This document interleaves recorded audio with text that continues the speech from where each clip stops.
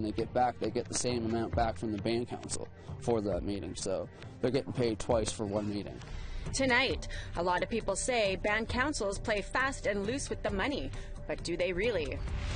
It was like, what are the issues and challenges that the Thunder Bay Police need to work on? And my answers were that the Thunder Bay Police needs to be less racism. Meanwhile, the city of Thunder Bay is looking for a chief of their own, and they're asking residents to weigh in. We cannot let extreme political correctness dictate what people can learn and see in our communities. And the city of Victoria, BC's decision to get rid of Sir John A.'s statue hits the provincial legislature in Ontario.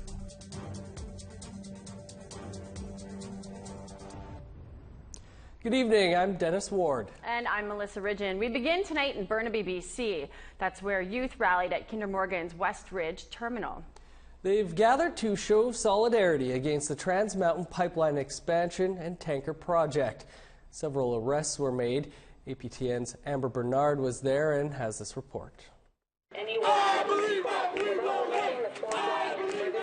Several youth were arrested for breaching a court-ordered injunction placed on Kinder Morgan's Burnaby terminal.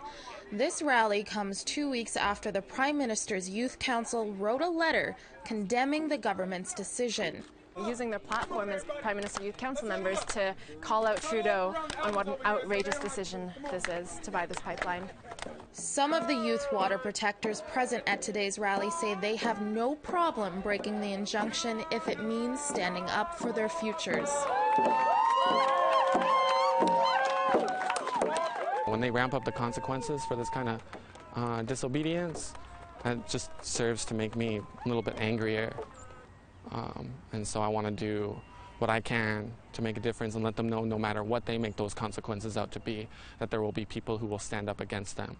Youth are taking this action to show the federal government that they're concerned for the land and water. By putting their physical self, putting their futures at risk, saying, I'm a youth and I'm scared for my future, so I'm going to do this, so that you can really see how seriously I take this. I take this so seriously that they're going to put themselves there and say that this isn't right, and I want to show you how wrong it is. What do we want? Justice!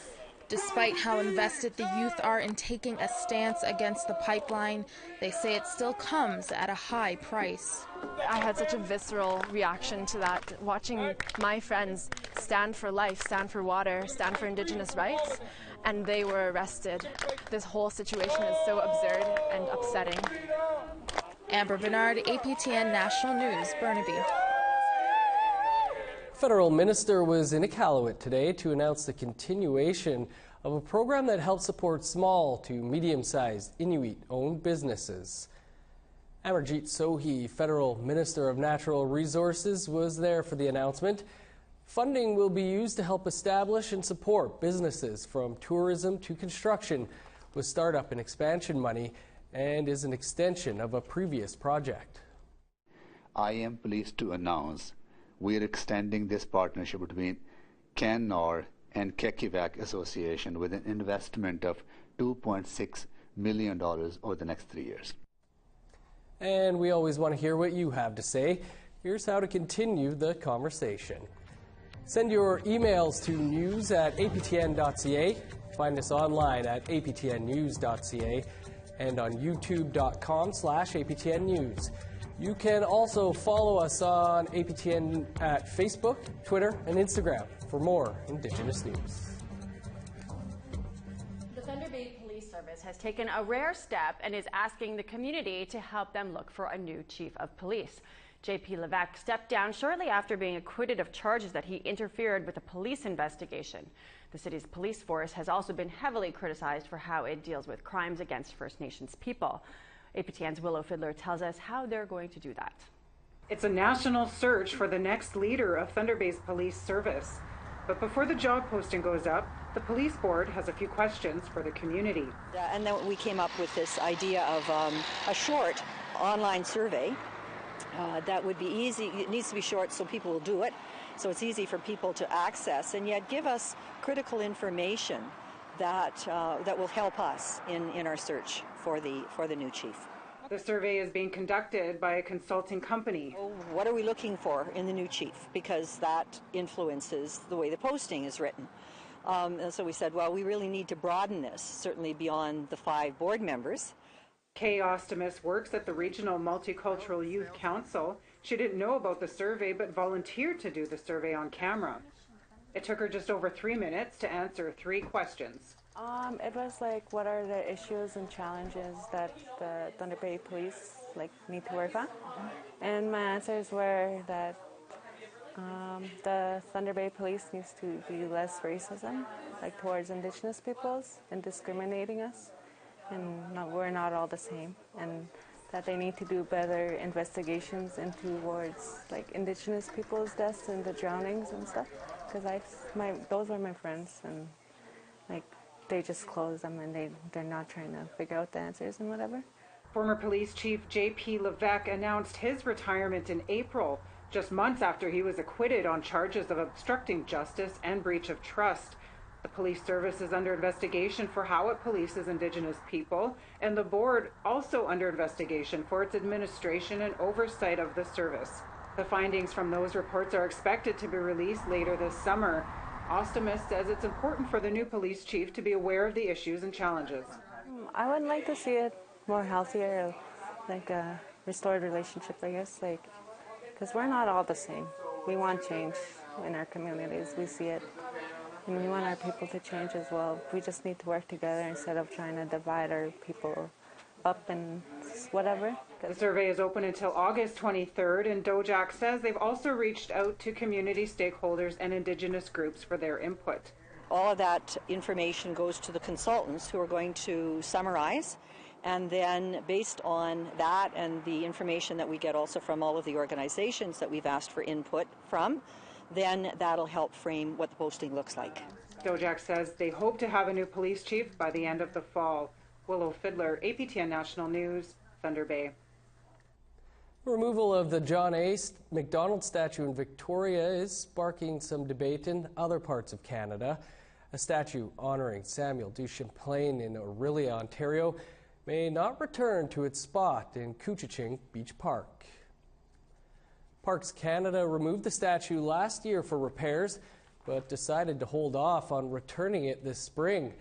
They're waiting until Champlain's history with local Indigenous people can be examined, and the history could be presented in a more balanced way. A working group has been assembled with Chippewas of Rama First Nation, the Huron-Wendat Nation, and local community stakeholders. A decision on what to do with the statue is expected early next year. In other statue news, it was a big thanks, but no thanks. That was Victoria City Hall's response to the Ontario provincial government, whose House leader offered to find a home for the now removed statue of Sir John A. Macdonald. The response didn't stop the issue from coming up in Queen's Park this morning. A Conservative backbench MP mentioned Smith's offer during a question period and had this to say. I agree. This was after Victoria decided to tear it down and attempt to erase our history. Shameful. While the city refused the offer, I'm glad to see our government's taking steps to preserve the monuments of those who had a hand in building our country. Can the minister tell us the government's plans to ensure that Ontarians are taught about the history of our great province and country? Minister of Tourism, Culture and Sport.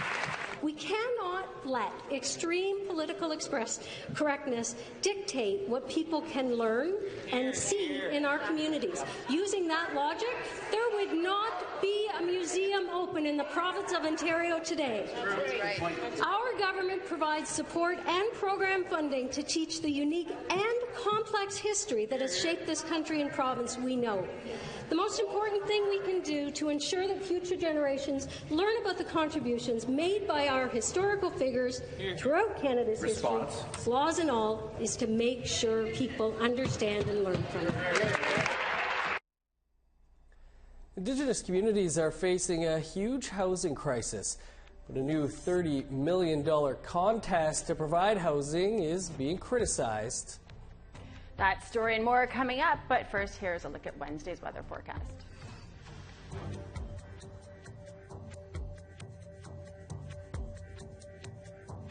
On the East Coast, we've got 25 in Fredericton, 28 in Charlottetown, 25 in Halifax, 10 in Newswag, 13 in Nain, 20 in Cartwright. St. Jovite is in at 26, Montreal 28, Quebec City 27, 31 in Toronto, 29 in Windsor, 26 up in Sault Ste. Marie. Big Trout Lake's in at 23 in Sunny, 20 in Kapuskasing, 28 in Elliott Lake, 27 in the Paw, 24 in God's Lake, and 24 in Churchill as well. 28's Barons River, Harbour, Gimli, Winnipeg, 29 in Brandon and Dauphin, 30 in Saskatoon and Regina, 28 in Swift Current, 30 in Estevan, 17 in Uranium City, hotter down south at Meadow Lake, it's 28.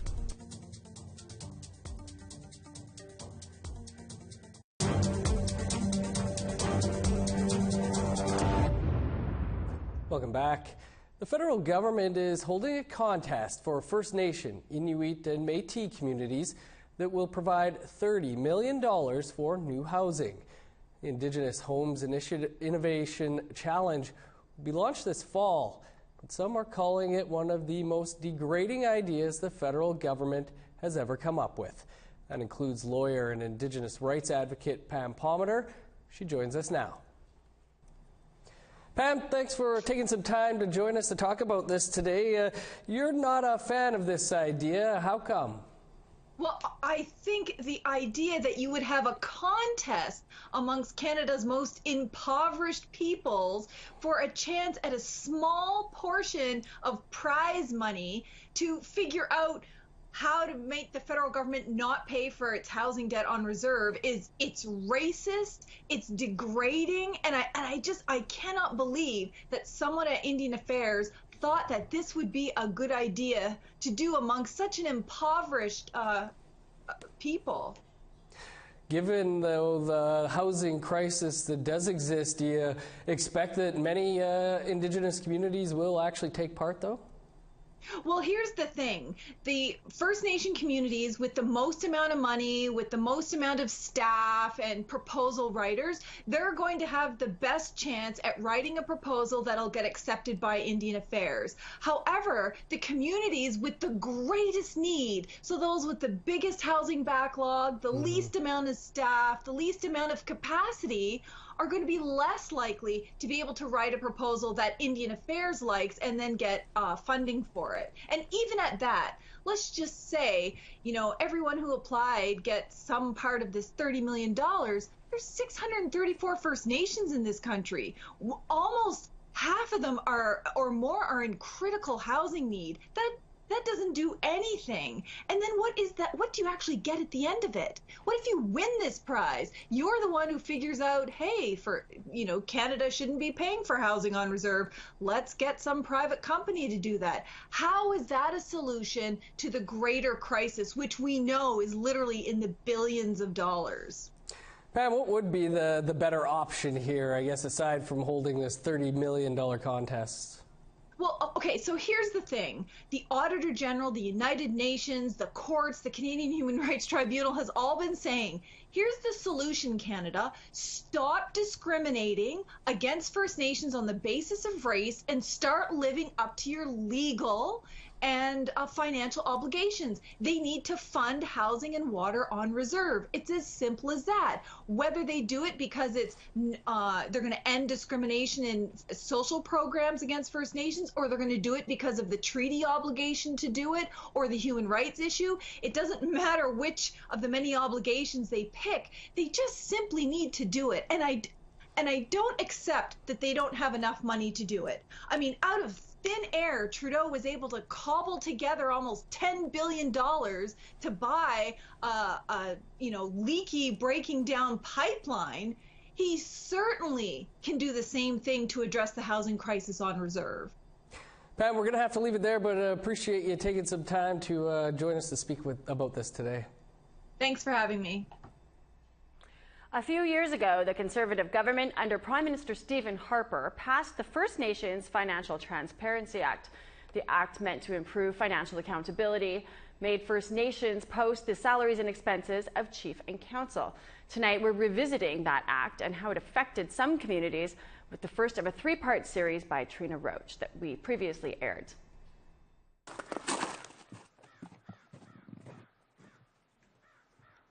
Chair, and the door is hard for her to keep open on her own. A quick fix, but no one has even come to look at it. Tony says he'd be okay with his chief's salary if he could see how it benefits the community. If things are getting done, like if there was progression and like job creation and housing building, but right now it seems like it's not fair because there's nothing getting done, and chiefs are getting paid near double what they should be getting paid if there's nothing getting done. This is your new home for the next 2 years. In 2012, Tony's chief was voted in on the promise of a $60,000 paycheck. But last year, Jeanette Peterson pulled in $147,000. When band members found out, they were furious and held a protest. Chief Janet Peterson wouldn't meet with us, but she did meet with community members to explain her salary. Tony was told that travel costs and money for going to meetings bump up the amount she makes. When they go to meetings, they get paid for that meeting, and then they're double dipping. When they get back, they get the same amount back from the band council for that meeting, so they're getting paid twice for one meeting. He's okay with some of that compensation. Maybe a chief should get like 60 grand a year in their travel expenses, and the council's maybe 45 in travel expenses, but other than that, per diems and this and that, going to meetings and getting paid to go to meetings, well, that's what you were voted in to do in the first place. Chief Wilbert Marshall says it's a struggle to balance work in the community with work on larger issues of the Mi'kmaq Nation. And I feel bad sometimes because I'm not home. I'm at these meetings, but some of the meetings, you got to be there. If you don't, you're going to, you tend to lose out sometimes. Whether it's economic development, governance, fisheries, child welfare, education, there's a lot on the table. And that's over and above, in a lot of cases, is still not taking away our responsibility as chief in our community. And I sure as heck don't want to take my time or the band's time and expense to pay for somebody else's, which is going to be the long term for everybody. For band members back on the Annapolis First Nation, a little communication could go a long way. We need to know what the outcome is of where you're going. Why are you going there, and what happened when you got there, and what did you bring back to us? The paychecks for chiefs across Canada are all over the map, from under 10 grand into hundreds of thousands of dollars. In our next story, we'll look at a study that asks what is the job description for a chief and how much is it worth. Trina Roach, APTN National News, Halifax. Now, it should be noted that Justin Trudeau's Liberal government isn't enforcing this act, saying they want to consult with First Nations before policing compliance. Regardless, though, many First Nations have continued to submit their financials in the interest of transparency. With more than 630 First Nations, 2 Métis and 4 Inuit territories spread out over thousands of kilometers, APTN News is bringing everyone just a little closer. We've partnered with Google to present Google Bulletin. It's your gateway to write about anything that's happening in your community.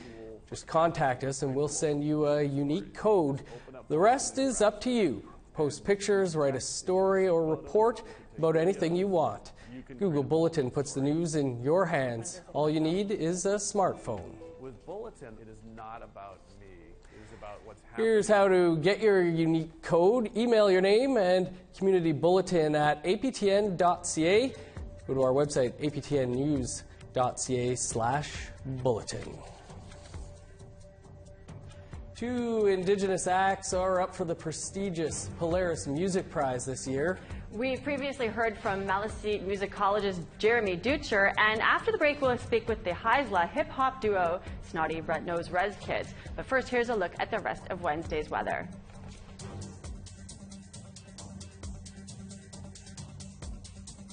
To northern Alberta, we've got 29 in High Level, 30 in Grand Prairie, 21 up in Fort Chip. 21 in Edmonton, or 36 in Edmonton, 25 in Lethbridge, 27 in Medicine Hat. On the west coast, 33 in Kamloops, 21 in Tofino, 25 in Bella Coola, 15 in Dease Lake, 18 in Sandspit, 22 in Smithers. To the Yukon, 13 in Old Crow, 16 in Beaver Creek, 17 in Whitehorse. To the NWT, Norman Wells in at 20, Ray Lakes 22, Yellowknife 20. 1 in Sachs Harbor, 16 in Colville, and 20 in Fort McPherson. 17 in Cambridge Bay, 10 in Whale Cove, 11 in Repulse Bay. And we got 7 in Resolute and Cape Dorset, 15 in Grey Haven, and 8 in Iqaluit.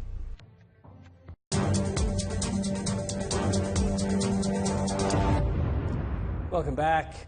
They've written politically charged music about Standing Rock and Tiny House Warriors.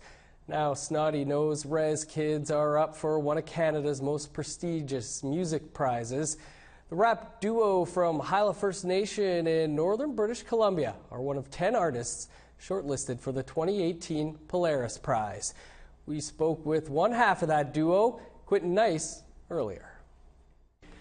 Quentin, a big thanks for joining us. What has being shortlisted for the Polaris Prize meant for Snotty Nose Res Kids and the album The Average Savage? Yeah, it meant a lot to us because that album itself holds a special place to us. Me and Darren, who is the other half of Snotty Nose Res Kids, he couldn't be here today. But yeah, it just meant